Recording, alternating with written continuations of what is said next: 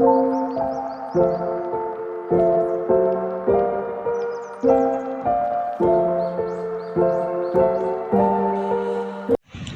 teman-teman semuanya, welcome to back my channel. Kembali lagi bersama saya Dinda Nurayuni Humaira dengan NIM 0503233213.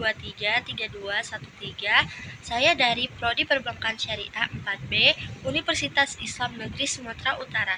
Di video kali ini saya akan membahas tentang sistem keuangan Islam. Yuk simak video berikut ini. Nah, pernahkah kalian berpikir bagaimana cara Islam mengatur keuangan agar tetap adil dan berkah? Di dunia modern ini, sistem keuangan konvensional seringkali dikaitkan dengan bunga, spekulasi, dan ketidakpastian. Tapi, tahukah kalian, Islam menawarkan sistem keuangan yang lebih transparan, berkeadilan, dan sesuai dengan prinsip syariah. Materi yang akan kita bahas, yang pertama, sistem, prinsip, instrumen, dan pengelolaan keuangan Islam. Yang kedua, karakteristik sistem keuangan Islam. Yang ketiga, akad dalam sistem keuangan Islam. Yang keempat, strategi optimalisasi sistem keuangan Islam. Sistem keuangan Islam. Sistem keuangan syariah adalah sistem keuangan yang berlandaskan prinsip-prinsip Islam seperti Al-Quran dan hadis. Sistem ini bertujuan untuk mencapai kesejahteraan ekonomi dengan menjunjung nilai-nilai etika dan moral Islam.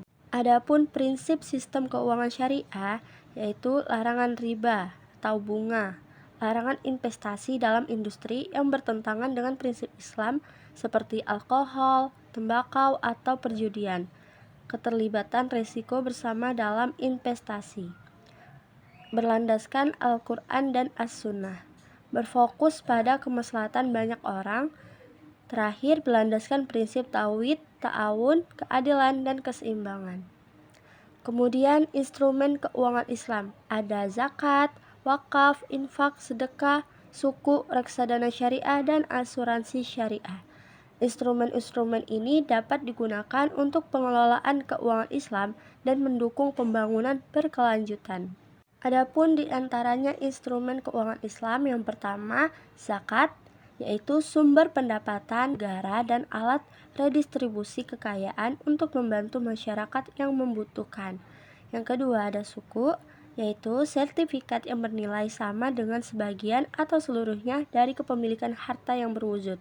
Yang ketiga wakaf, yaitu instrumen ekonomi syariah yang berpotensi besar mengatasi berbagai permasalahan bangsa. Yang keempat ada reksadana syariah, yaitu instrumen pasar modal syariah. Yang kelima, infak atau sedekah, yaitu instrumen ekonomi syariah yang berpotensi besar mengatasi berbagai permasalahan bangsa. Dan yang terakhir, ada asuransi syariah, yaitu instrumen keuangan syariah yang memberikan perlindungan finansial. Lanjut, karakteristik sistem keuangan Islam.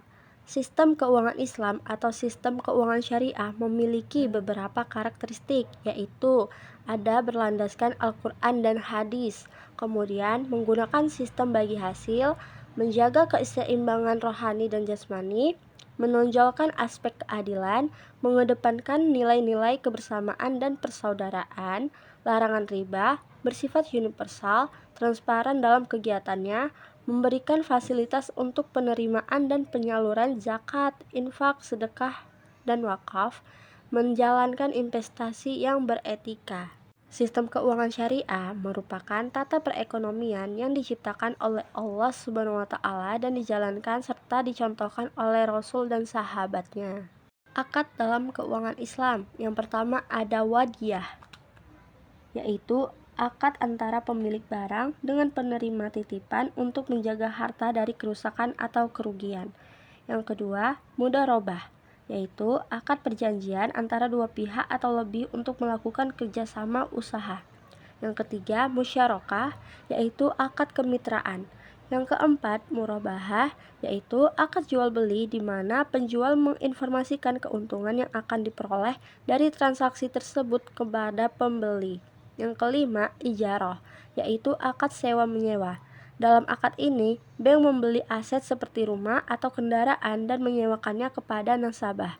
Yang keenam, ijarah muntahiyah bit tamlik, akad sewa-menyewa dengan opsi membeli aset yang disewa pada akhir masa sewa. Pembahasan yang terakhir ada strategi optimalisasi keuangan Islam.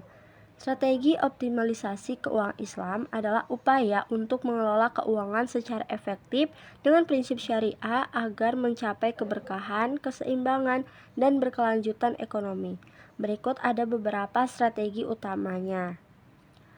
Yang pertama, perencanaan keuangan syariah, yaitu menetapkan tujuan keuangan jangka pendek, menengah, dan panjang sesuai syariah. Kemudian mengalokasikan pendapatan untuk kebutuhan, tabungan, investasi, dan kewajiban sosial seperti zakat dan infak. Yang kedua, ada manajemen pendapatan dan pengeluaran, yaitu menghindari pemborosan atau israf dan perilaku konsumtif yang berlebihan. Menggunakan metode budgeting berbasis syariah seperti metode 50-30-20 yang disesuaikan dengan kewajiban zakat dan infak. Memastikan pendapatan berasal dari sumber halal dan tidak mengandung unsur riba, gharar, dan maisir. Yang ketiga, optimalisasi investasi syariah, yaitu memilih instrumen investasi halal seperti saham syariah, suku, reksadana syariah, atau properti yang sesuai dengan prinsip Islam. Menghindari investasi di sektor yang bertentangan dengan syariah seperti alkohol, perjudian, atau riba. Yang keempat, pengelolaan utang yang sesuai syariah, yaitu menghindari pinjaman berbasis riba dan memilih alternatif syariah seperti akad murabahah, ijarah, atau mudharabah. Menggunakan utang hanya untuk keperluan produktif dan tidak berlebihan. Yang kelima, proteksi keuangan dengan asuransi syariah atau takaful, yaitu menggunakan asuransi syariah untuk perlindungan keuangan dari risiko tanpa unsur riba dan gharar. Memastikan bahwa manfaat asuransi digunakan sesuai dengan prinsip Islam. Yang terakhir, pemberdayaan sosial dan kesejahteraan umat, yaitu mengoptimalkan zakat, infak, sedekah, dan wakaf atau jiswab sebagai bagian dari redistribusi kekayaan yang adil. Mendukung ekonomi umat dengan berinvestasi di bisnis halal dan berbasis kemaslahatan bersama.